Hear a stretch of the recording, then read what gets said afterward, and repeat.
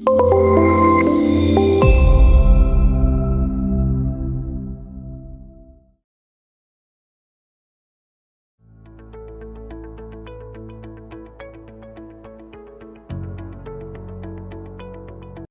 customizations are available for OKRs in UpRaise? On my screen, I've navigated to the UpRaise app within our Jira instance, and in there, I've opened up the objectives and key results screen. Now, this video is going to be a fairly detailed one where we'll go through all of the configurations that are specific to OKRs will be discussed. However, do remember that some of these configurations are intricate enough and important enough that we have created separate videos for them. I'll call them out separately whenever necessary. I'm able to look at this manage tab simply because the logged in user has the permission to manage OKR related configurations under roles and permissions. Let's begin with the first one, which is objective levels. When you expand this area, you'll realize this is nothing but definition of different OKR levels that you have activated within your organization. Now, by default, there are 3 levels available: company level, team level, individual. You can change their display names to match your cultural needs. For example, you can call the company level objectives as maybe corporate level objectives, maybe call individual level objectives as personal level objectives, whatever makes sense for your situation. Now, obviously, there are these checkboxes which allow you to customize these levels based on what you need. Typically, organizations that are just starting in their OKR journeys, our recommendation is limit objective levels to only company and team. Do not go in and define individual level OKRs unless you're absolutely certain that the implementation will not backfire and you have sufficiently mature change management processes. Not only that, UpRaise also has the ability to have intermediate levels between company and team. What I mean by that is, imagine you're working with a large organization. Maybe they have something like 4,000, 5,000, 20,000 employees in their organization, and they want to implement UpRaise for OKRs. It won't be sufficient for them to create just company and team level OKRs. They'll also need what we call these different layers. Maybe there would be a department level OKR, there would be a division level OKR, there would be a subdivision level OKR, and probably the bottom of the ladder would be team level OKRs. How do you activate these intermediate levels? That happens through this checkbox that's available on the right hand side, which says enable multiple levels based on team type. We have a separate video created for this to explain this specific configuration. For this video, it's just sufficient to say that UpRaise allows you to have as many levels of OKRs as your organization needs them. Mind you, if you turn off a specific level, it will not impact any of the, let's say, individual level objectives that were already created in the system, but it will prevent creation of new individual level objective. How it will do so? If I click on the add objective pop-up here, I can see these 3 levels: corporate, team, personal. If I uncheck the individual and click on save, I'll only see corporate and team level objectives. Moving on, you have weightage. Now, the idea of weightage comes into the picture whenever we are talking about the progress calculation for objectives and key results. I've created a detailed video regarding how the progress calculation works, and some part of this weightage related discussion also happens in there. Still, as a part of this video, let's understand this configuration and how it works. First of all, you have a radio button where you can decide whether you want to show the weightage or hide the weightage within the UpRaise OKRs platform. What that means. Now, if you want a pretty straightforward process without any complexities involved, our recommendation would be just hide the weightage. What that would do is, anywhere on the UpRaise screens, you won't be able to see the weightage. However, in the background, the weightage will be set in such a way so that every key result impacts the parent objective equally. Not only that, this weightage will also have an impact on the objective alignment as well. You'll notice there are two types of defaults: set default weightage for key results and set default weightage for alignments. If you hide the weightage and keep this value to 5, that will mean each one of the key results will automatically be assigned a weight of 5, given that the key result was created after this setting was updated. Similarly, you can set up default weightage for alignments as well. If you display the weightage, there won't be any change in the background. It will behave exactly the same. The only difference will be these weightages will be available from the user interface, and users who will have the necessary permissions, they will be able to modify these weightages. For this video, we will keep it simple for the weightage discussion. We'll have a separate video where we even showcase the example of progress percentage calculation based on these different weightages. Moving on, default visibility. Based on a lot of recommendations and requests coming in from our customers, we realize that every team is different and they want to implement OKRs in their own way. So here you're able to identify the default OKR visibility that is dictated by this radio button called is default. You can not only define the default option, you can also activate and deactivate the visibility options that you don't want. For example, for all practical purposes, you want the visibility to be all users. Just turn off the selected teams option and keep the all users option as default, or you can do vice versa as well.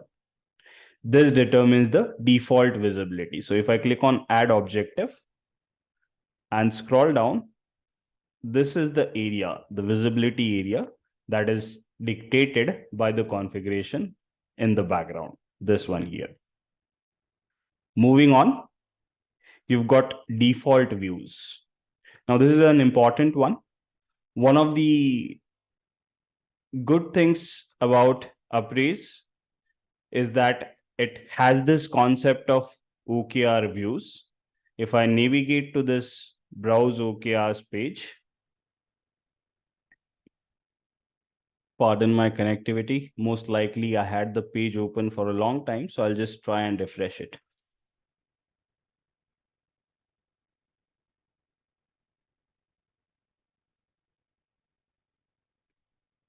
So you'll notice there are these default views, my views, and there is a third option called views shared with me.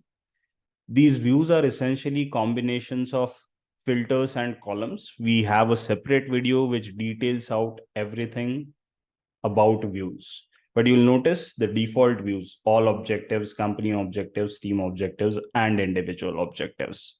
These default views are coming in from this section where you can add new default views so that the view is available to everyone across the organization. You can modify the existing ones.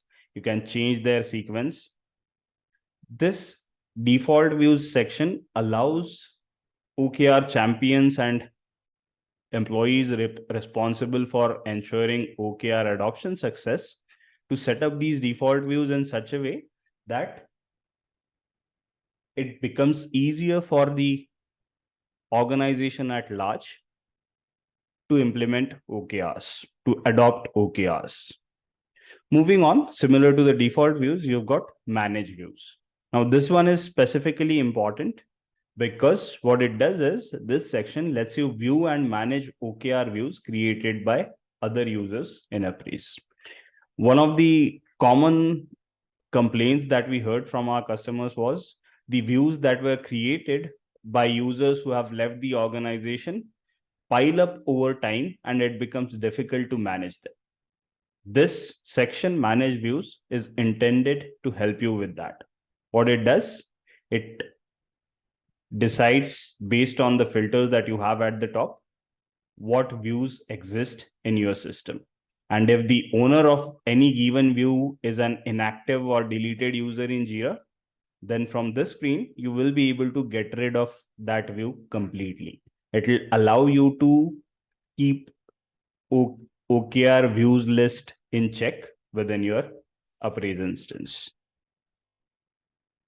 Not only that, if you choose to look at the views whose owner are still active in UpRaise and in Jira, you'll still be able to look at their filters, look at their columns, and look at their visibility settings, but you won't be able to delete them. But at least you could reach out to relevant objective owners, not objective owners, view owners, and tell them if there are any mistakes in the way they have created their views. Just gives you the capability to have an oversight on the views that are created within the UpRaise app. Moving on, you have labels. This is quite similar to how it works within feedback labels. If you have this turned on, this checkbox that says allow label creation while creating or editing objective, you will be able to create new labels. However, if you do not have it checked, only predefined set of labels will be available for categorization of objectives. Fairly straightforward. I won't jump into it. You can get rid of these labels, but that is not recommended unless you're absolutely sure that the label is not used anywhere else. Moving down, you have key result configurations. For this, we have already created a fairly lengthy video which talks about these concepts, wherein you're able to decide what type of key results you want within your UpRaise OKR setup, whether you want the Jira issues to be linked as key result actions on metrics and to-do type of key results. And you can even dictate the progress calculation for Jira issues if they are linked as key results within UpRaise. Moving on, key result reminders. We have a separate video about this, fairly straightforward. Confidence status. This is an important one. UpRaise has this capability of assigning confidence statuses and confidence scores to objectives and key results. There are 3 levels or 3 types of confidence statuses: on track, lagging, at risk. We allow you to customize them based on whatever you need. You can also change the color codes and you can define the score range so that these confidence statuses are automatically assigned based on the confidence scores. If you do not need the confidence scores, then there are direct applications of these confidence statuses. You'll notice this is automatic for objectives and manual. So if you have set it to manual, then that will mean end users will have to go in and manually update the confidence status. But if you set it to automatic, then the confidence status will be automatically calculated based on the actual progress percentage and ideal progress percentage. Again, something that we'll cover in a separate video, but for the scope of this discussion, this should be sufficient. Scrolling down, alignments. Allow multiple contributing alignments of OKRs. By default, the system only allows you to have one objective aligning to another objective. However, if you wanted the lower level objective to align to multiple higher level objectives, you'll have to turn this on. The side effect of doing this is then the same objective will appear multiple times within the hierarchy and explorer view based on its number of contributing alignments. Next, hierarchy view, cascade invisibility on hierarchy and explorer view. What that means is, and again, you can always look at the details about that under no more here. Cascade invisibility on hierarchy and explorer view. What it does, let's say in the hierarchy view, there is an objective that's not visible to the logged in user. Right now, the way it works is that specific node, that specific objective is displayed anonymously, meaning it simply displays, the node simply displays objective invisible to you. Any other objectives, key results, and linked items below that will still be visible to you depending on the corresponding configurations. But for whatever reason, if you wanted to cascade the invisibility, meaning if a specific node is not visible to the logged in user, nothing below that should be visible in the hierarchy and explorer view, then you can utilize this checkbox. That's a very particular requirement. So my recommendation is read through the details, link details through this no more link, and then figure out whether it is suitable for you or not. OKR progress chart. This refers to the ideal versus actual progress chart that we display on the objectives and key results detail pages.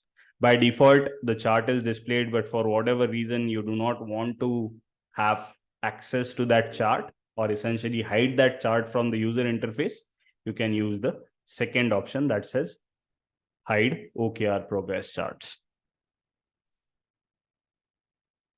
Then you've got custom fields. We have made a detailed video regarding the custom fields, which is still in beta. You can take a look at it. The last one, make OKR data available in JQL through issue properties. This is a new change that we have recently brought in. It will require a detailed video, which we will be creating in the next couple of weeks. But all it does is it allows you to look at Jira issues connected with UpRaise objectives and key results directly through JQL. We'll talk about that in a separate video. I hope that was helpful. All of these configurations are quite detailed and it may not be possible to go through all of them at once in detail. However, we have tried our best to cover as much ground as possible. Our recommendation is go in, play around a little bit, read through the linked documentation, and you'll get a fair sense of what all type of customizations are available for OKRs within the UpRaise apps for Jira. I hope that was helpful. Thank you.